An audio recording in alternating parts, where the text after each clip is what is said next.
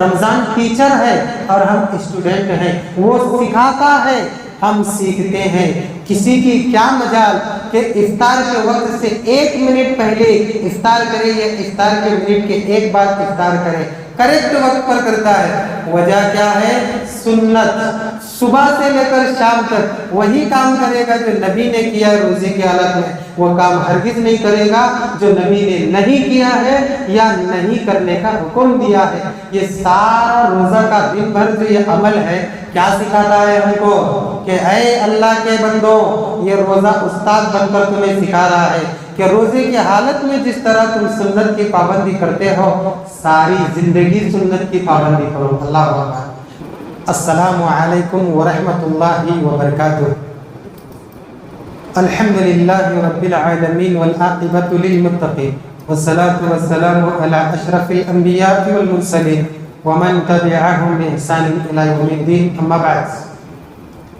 حضرات مصلیان کرام، بزرگان دین، نوجوان دوستوں، عزیز پیارے بچوں، ماں اور بہنوں، الحمدللہ آج 5ویں تراویح مکمل ہو چکی ہے، جس میں 5واں پارہ بھی ختم ہو گیا۔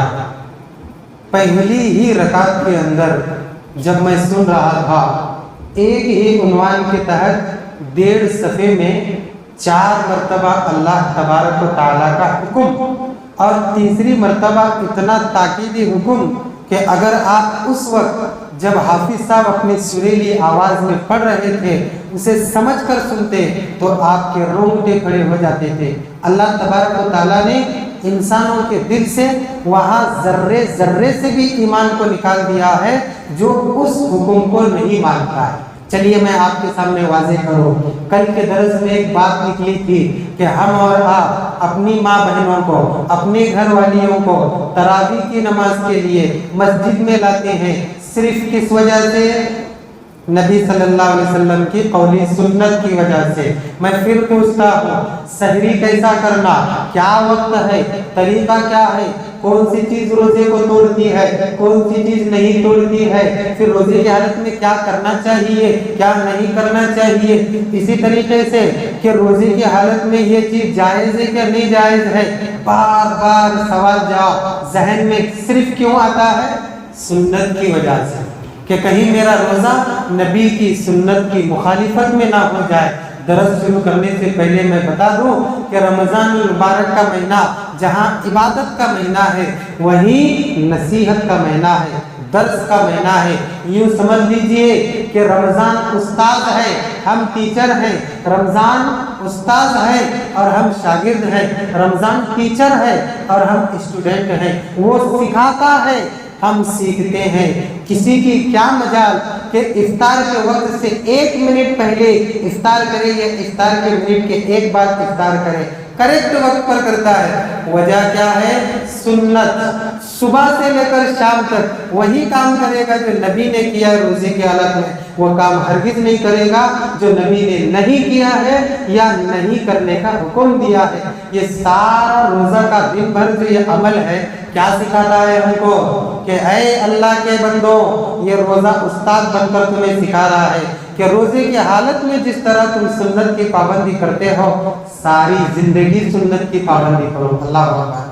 ہم تراویح کی نماز کیوں پڑھے بتائیے ذرا، یہ تراویح کی 8 رکعت نماز کیوں پڑھے؟ فرض ہے ہمارے اوپر، واجب ہے ہمارے اوپر، نہیں پڑھے تو اللہ پوچھنے والا ہے۔ بہت بڑی فضیلت والی ہے، چھوڑو لوگوں، نہیں پڑھے تو نہیں پوچھنا، ایسا بولنے کے بعد مطلب یہ ہے کہ واجب ہے، فرض ہے، پھر بھی کیوں پڑھ رہے؟ کام کاج چھوڑ کر، ضرورت چھوڑ کر، کسی کو ایمرجنسی ہوگی، کسی کو کوئی اور مسئلہ ہوگا، پڑھے کیا نہیں پڑھے؟ کیوں؟ صرف سنت کی وجہ سے۔ میرے بھائیوں اور بہنوں، خاص کر کے میری ماں اور بہنوں، جب رمضان میں ہم اتنی سنت کی پابندی کرتے ہیں، گویا کہ ادھر سنت ہے اور ہم CCTV کیمرہ بن کے اس کو دیکھ رہے ہیں، ہر سنت پر عمل کرتے کیا نہیں کرتے؟ افطار کی دعوت بھی کراتے ہمارے لوگ، پوچھے بھائی کیوں کرا دے؟ نہیں نبی کی سنت ہے افطار کی دعوت۔ صدقہ فطر بھی دیتے ہیں آخر میں، کیوں دیتے؟ نہیں بھائی سنت کی پابندی ہے۔ عیدین کے مسائل بھی پوچھتے، بھائی کیوں؟ سنت ہے۔ بھائی عید کی نماز کیسا بنا؟ سنت ہے۔ درس مل رہا ہے کہ نہیں مل رہا ہے؟ अब देखिए इसी एक हुक्म को अल्लाह तबारक व तआला ने 4 मकाम पर नाजिल फरमाया है, वो भी मैंने पहली रकात के अंदर सुना है। तो हम इस बात की हमेशा कोशिश करें इंशाअल्लाह कि जो भी काम करेंगे हम किसके मुताबिक करेंगे, सुन्नत के मुताबिक। अगर कारोबार करेंगे सुन्नत के मुताबिक, लेन देन करेंगे सुन्नत के मुताबिक। माँ और बहनों का हाल है, जब निकाह और वलीमा और ये जैसे प्रोग्राम की बात आते हैं तो घर की ख़वातीन अड़कर बैठ जाती हैं। सारी जिंदगी सुन्नत तो है, ये एक तो मौका है रिश्तेदार जमा होने का, अब तो जरा आज़ादी दो। ये एक मौका नहीं, ये एक इम्तिहान है, अब आया है इम्तिहान। तो माँ बहनों से भी गुजारिश है वो भी हमेशा क्या करें, सुन्नत की पाबंदी। अब मैं वो आयतें आपके सामने पेश करो। अल्लाह तबारक व तआला ने देखिए पहली रकात में सुने, मैं भी सुना और आप सब सुने हैं, क्या फरमाया अल्लाह तबारक व तआला, क्या चाहता है अपने बंदों से। अल्लाह ने फरमाया या अय्युहल्लज़ीना आमनू अतीउल्लाह व अतीउर रसूल व उलिल अम्रि मिनकुम फ़इन तनाज़अतुम फ़ी शैइन फ़रुद्दूहु इलल्लाहि वर रसूल इन कुंतुम तु'मिनूना बिल्लाहि वल यौमिल आखिर ज़ालिका खैर व अहसन तअवीला। ऐ ईमान वालों अल्लाह की इताअत करो, ऐ ईमान वालों अल्लाह के रसूल की इताअत करो, ऐ ईमान वालों अल्लाह और उसके रसूल की इताअत के साथ जो तुम्हारे ऊपर सरदार मुकर्रर हो, अमीर मुकर्रर हो, सदर मुकर्रर हो, जिम्मेदार मुकर्रर हो, किताब और सुन्नत की रोशनी में अगर वो तुम्हें कुछ काम करने का हुक्म देते हैं तो उनकी भी इताअत करो। हाँ, दीन के मसाइल में, दुनिया के मसाइल में अगर तुम्हारे दरमियान इख्तिलाफ हो जाए कि तुम बोलो ऐसा करना चाहिए, तुम्हारा मुखालिफ बोले ऐसा करना चाहिए, तो इसका फैसला तुम नबी के तरीके में ढूंढो। फरुद्दूहु इलर रसूल, तुम रसूल की तरफ पलटो। क्या ये आयत हमें अल्लाह के रसूल की सुन्नत की पाबंदी करने, उसकी इत्तबा करने की तालीम नहीं दे रही है? अल्लाह ने आगे और झंझोड़ने वाला कलाम नाज़िल फरमाया, फरमाया तुम अल्लाह और उसके रसूल की तरफ पलटो। इन कुंतुम तु'मिनूना बिल्लाह, अगर तुम हकीकत में अल्लाह पर ईमान रखते हो। सुभान अल्लाह, अल्लाह पर ईमान है तुम्हारा तो तुम अल्लाह और उसके रसूल की इताअत करोगे। अगर अल्लाह पर ईमान है तुम नहीं कर रहे हो तो तुम्हारे ये अल्लाह पर ईमान का दावा, आप बोलिए मैं नहीं बोलूँगा, कैसा हुआ, झूठा हुआ।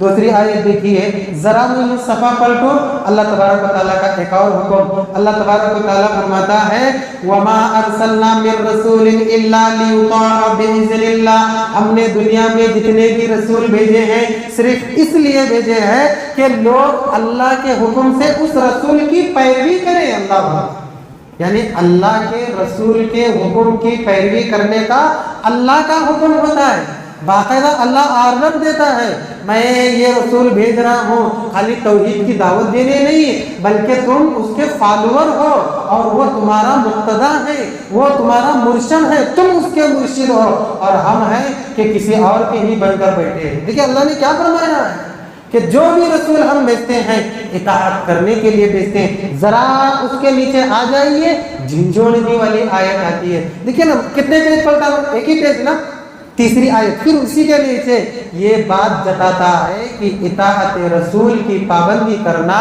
कितना अहमियत वाला अमल है, कितना अहमियत वाला बाब है, और हम उसको कैसा पसे पुष्ट डाल देते हैं कि कहीं कारोबार में सुन्नत की पैरवी मुझे पीछे ना डाल दे, रिश्तेदार मेरा मजाक ना उड़ाए, मैं मालदार होने से ना रह जाऊं, मेरी शान ना घट जाए, मेरा फला ना हो जाए। कोई ये सोचे कि अगर मैं ऐसा ना करूंगा तो मेरी जन्नत ना चली जाए, ऐसा सोचने वाला अक्लमंद है इंशाअल्लाह। क्या फरमाया अल्लाह तबारक व तआला ने, फला व रब्बिका ला युमिनूना हत्ता युहक्किमूका फीमा शजर बैनहुम थुम्मा ला यजिदू फी अनफुसिहिम हरजन मिम्मा क़ज़ैता व युसल्लिमू तस्लीमा। ऐ अल्लाह के पैगंबर सुनिए, मैं तुमसे मुखातब होकर कहता हूँ कि तुम्हारी उम्मत के लोग उस वक्त तक मोमिन नहीं होते। ये बात मैं मेरी अपनी जात की कसम खाकर कहता हूँ कि जब तक वो तुम्हारी बात को नहीं मानते, तमाम झगड़ों में तुम्हें हकम और जज तस्लीम नहीं करते और तुमने जो फैसला दिया है उसे सच्चे दिल से कबूल नहीं करते, तब तक वो मोमिन नहीं हो सकते। पहले आयत में भी ऐसा ही था नहीं کچھ الفاظ الگ ہے کہ اللہ نے کیا فرمایا ان کنتم تؤمنون باللہ، اگر تم اللہ پر ایمان رکھتے ہو تو نبی کی اطاعت کرو۔ یہاں اللہ نے ڈائریکٹ ایسے تاکیدی الفاظ میں کہا اگر نہیں کرو گے تو میں میری قسم کھا کر کہتا ہوں تم مومن ہو ہی نہیں سکتے۔ اللہ کتنے ایسے مومن پھر رہے دنیا کے اندر جن کو ایک بھی سنت کی پرواہ نہیں ہے، اللہ اکبر، ایک بھی سنت کی پرواہ نہیں ہے۔ کتنے لوگ ہیں ہمارے اندر، کیا یہ ہمارے لیے ڈرانے کے لیے کافی نہیں ہے کہ اللہ ناراض ہوگا، اللہ تبارک و تعالیٰ سزا دے سکتا ہے؟ اور کتنی قومیں ہلاک ہوئی دنیا کے اندر صرف نبیوں کی مخالفت کی وجہ سے۔ شعیب علیہ السلام لیجئے، ہود علیہ السلام لیجئے، بات پر بات نبی کہتے ہیں، ان کی امت کانوں میں انگلیاں، کانوں میں انگلی ٹھوس کر بھاگنے کی کوشش کرتی ہے۔ اللہ تبارک و تعالیٰ نے دیکھا دیکھا دیکھا پھر نہیں دیکھا، کیوں؟ ختم ہو گئے، نیست و نابود ہو گئے۔ نبی کی مخالفت برباد کر دیتی ہے۔ اور دوسری رکعت میں 5ویں آیت ہے وہ، میں پہلے 4تھی آیت پڑھوں آپ کے سامنے کہ اللہ تبارک و تعالیٰ نے فرمایا تم مومن نہیں ہوں گے، لیکن اگر کوئی اللہ اور اس کے رسول کی اطاعت کرے گا تو اس کا مرتبہ بھی بہت بڑا ہے۔ جانتے ہیں آپ؟ اسی آیت میں، اسی صفحے میں ہے، آخر میں ایک جملہ ہے، دوسرے صفحے پر پوری آیت ہے۔ 4تھی آیت پڑھ رہا ہوں میں آپ کے سامنے، ایک ہی عنوان ہے نا، ایک ہی صفحے پر 3 آیتیں آ گئی، اور اسی صفحے پر 4تھی آیت کا ایک جملہ ہے اور دوسرے صفحے پر پوری آیت ہے۔ کیا فرمایا اللہ تبارک و تعالیٰ نے؟ وَمَن يُطِعِ اللَّهَ وَالرَّسُولَ، جو اللہ اور اس کے رسول کی اطاعت کرے گا، اللہ کی اطاعت کرے گا، رسول کی اطاعت کرے گا۔ پھر یہاں اللہ کی اطاعت کی بات آ گئی نا، کیا مطلب اس کا؟ کیا مطلب ہے اس کا؟ اللہ کی اطاعت یہ ہے کہ اللہ کا حکم ہے تم میرے نبی کی بات مانو۔ سمجھ میں آ گئی بات؟ اللہ کی اطاعت کا مطلب ہے میں نے تمہارے درمیان ایک رسول بھیجا ہے، ایک نبی بھیجا ہے، پیغمبر بھیجا ہے، تم اس کی بات کو مانو۔ اللہ نے فرمایا جو اللہ اور اس کے رسول کی اطاعت کرے گا فَأُولَئِكَ، کہاں ہوں گے وہ؟ مَعَ الَّذِينَ أَنْعَمَ اللَّهُ عَلَيْهِمْ مِنَ النَّبِيِّينَ، یہ ان لوگوں کے ساتھ ہوں گے جن کے اوپر اللہ کا انعام ہوا۔ کن کے اوپر انعام ہوا؟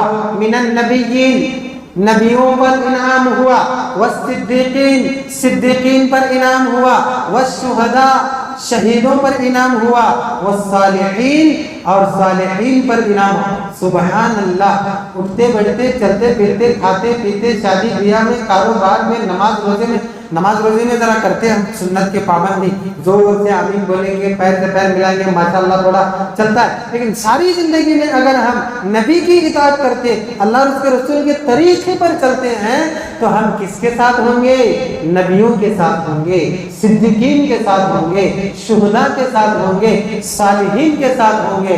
اور 5ویں آیت مجھے یاد نہیں آ رہی ہے، غالباً دوسری رکعت میں میں نے سنا اللہ تبارک و تعالیٰ نے فرمایا مَن یُطِعِ الرَّسُولَ فَقَدْ أَطَاعَ اللَّهَ، جو اللہ کے رسول کی اطاعت کرے گا در حقیقت وہی اللہ کی بات کو ماننے والا ہے۔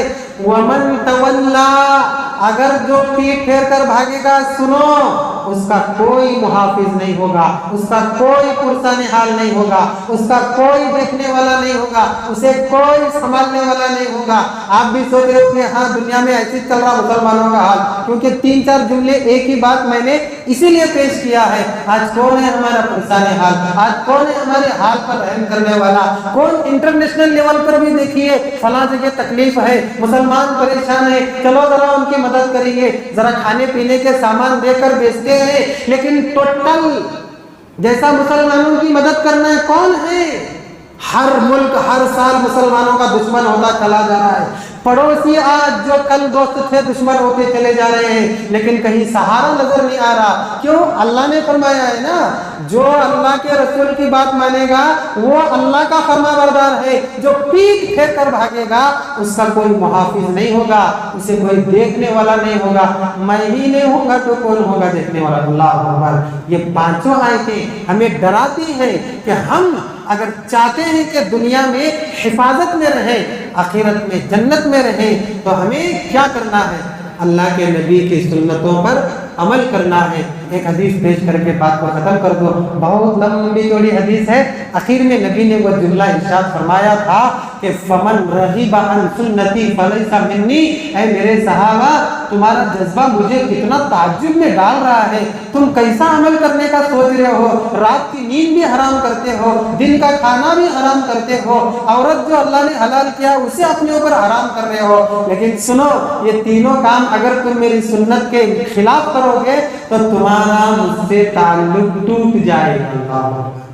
کسے بول رہے ہیں؟ نبی ان صحابہ کو بول رہے ہیں جن صحابہ کا یہ حال تھا کہ نبی کا چھوٹا سا اشارہ ہو اور وہ صحابی اس اشارے میں اپنی گردن کو بھی کٹانے کے لیے تیار ہو جائے۔ فمن رغب عن سنتی فلیس منی، سنا جو میری سنت کی خلاف ورزی کرے گا اس کا میرے ساتھ کوئی تعلق نہیں ہے۔ اللہ سب سے پہلے کہنے والے کو، اللہ سے تمام سامعین اور سامعات کو پیارے نبی صلی اللہ علیہ وسلم کی سنتوں پر عمل کرنے کی توفیق عطا فرما۔ اللہ سب سے بڑی توحید ہے، توحید کے بعد سنت ہے۔ اللہ تو قیامت کے دن صرف یہی دو سوال کرے گا، توحید اور سنت کا۔ اللہ ساری زندگی ہمیں انہی دو سوالوں کا جواب تلاش کرنے والا بنا۔ اللہ رمضان کا مہینہ تیزی سے گزر چکا ہے، 5ویں تراویح ہو گئی، رات ختم ہوتے ہی 5واں روزہ بھی شروع ہو جائے گا۔ دیکھیے کتنا تیزی سے چاند کا انتظار کر رہے تھے، چاند بھی گیا، 5 روزے بھی انشاءاللہ جانے والے ہیں۔ اللہ ہمیں تیزی سے عمل کی توفیق عطا فرما، آمین ثم آمین۔ سبحانک اللہم ربنا بحمدک، اشہد ان لا الہ الا انت، استغفرک واتوب الیک۔ والسلام علیکم ورحمۃ اللہ وبرکاتہ۔